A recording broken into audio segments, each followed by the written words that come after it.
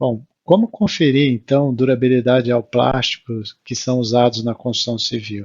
Primeiramente, precisamos entender como é que ocorre o processo de degradação dos polímeros quando exposto aos agentes de degradação. O principal agente de degradação dos polímeros é a radiação ultravioleta, que vem com a incidência da radiação solar. Ela é responsável por quebra das ligações dos polímeros ou a promoção de ligações cruzadas entre os polímeros, levando à alteração das suas propriedades mecânicas básicas. Da mesma forma, o oxigênio pode interagir com a estrutura do polímero, que sob efeitos de condições ambientes e temperatura pode vir a combinar dentro da estrutura do polímero, levando também a quebras das ligações ou mesmo promoções de ligações cruzadas. A temperatura também é um agente importante, porque muitas vezes os polímeros têm plastificantes, elementos de pequena massa molecular, massa molar, que acabam volatilizando ao longo durante a fase de uso e acaba tendo uma fração, de certa forma, volátil à temperatura ambiente, que vai se desprendendo lentamente ao longo do tempo, com isso modificando suas propriedades ao longo do tempo. Alguns materiais também, como comentados, plastificantes de massa molecular pequena, podem ser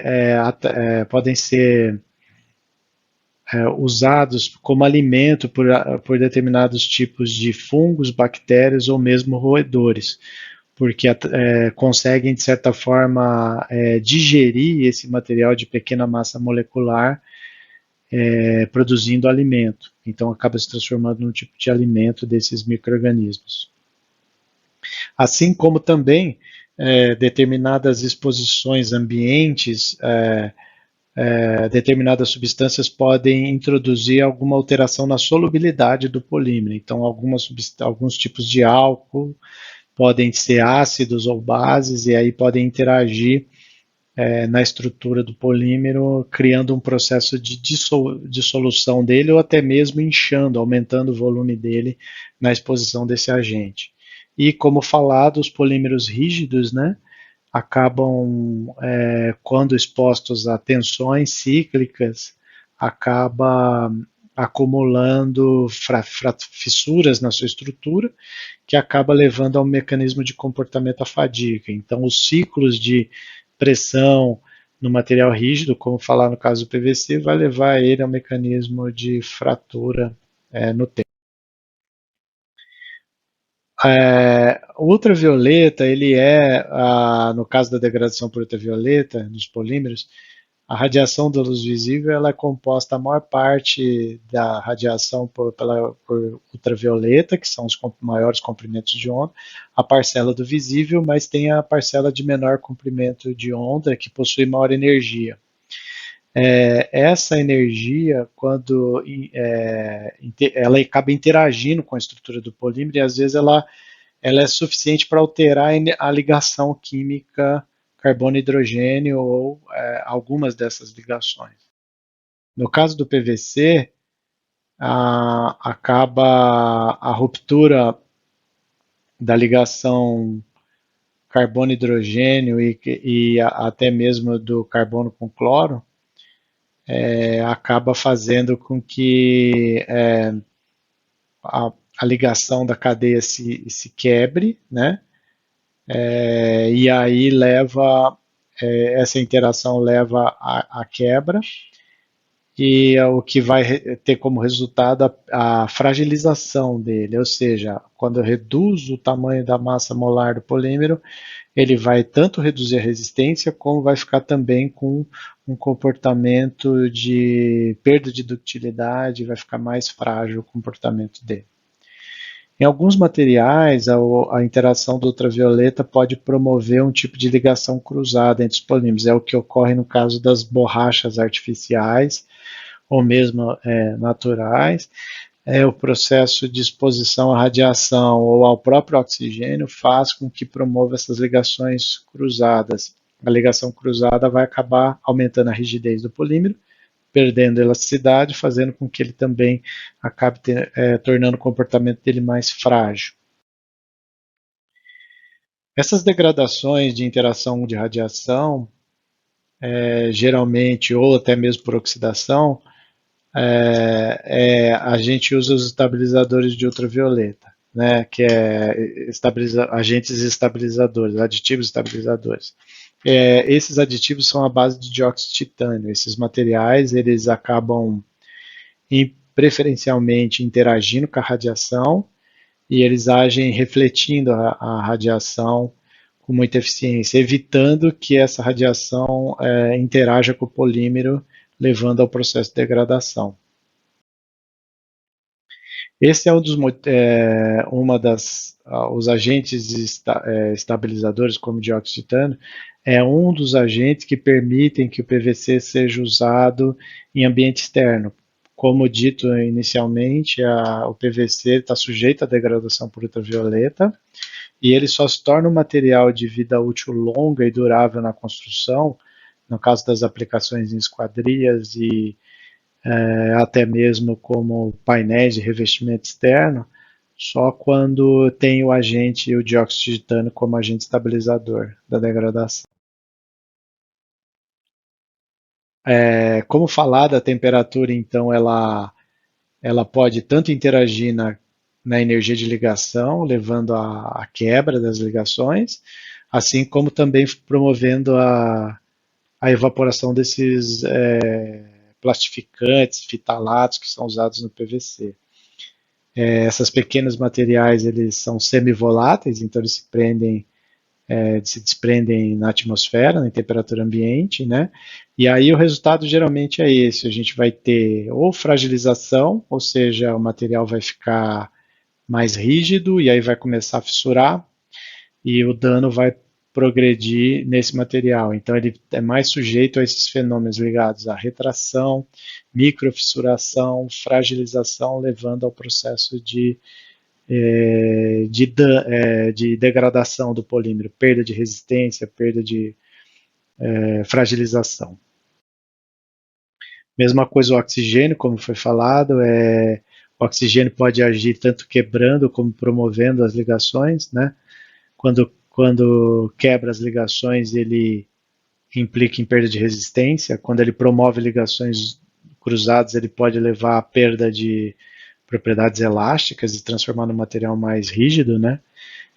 Então tem muitos, é uma degradação por ligação cruzada que ocorre, é muito comum, nos termofixos, né? Que é nos elastômeros.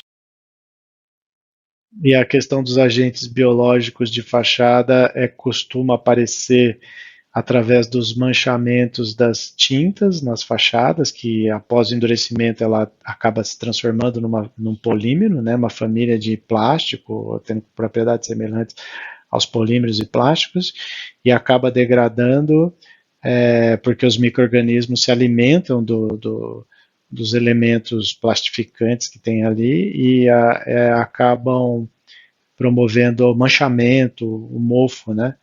E mesmo as tubulações enterradas de PVC podem ser atacadas por roedores, né? Então, se ela é usada como alimento, também vai acontecer, o material vai perder elasticidade, vai ficar mais frágil, pode perder resistência. Os solventes, tipicamente, eles também reduzem as forças intermoleculares de Van der Waals, então ele diminui dureza, aumenta a ductilidade e acaba então ou dissolvendo, né, acaba prejudicando a manutenção das propriedades dos polímeros.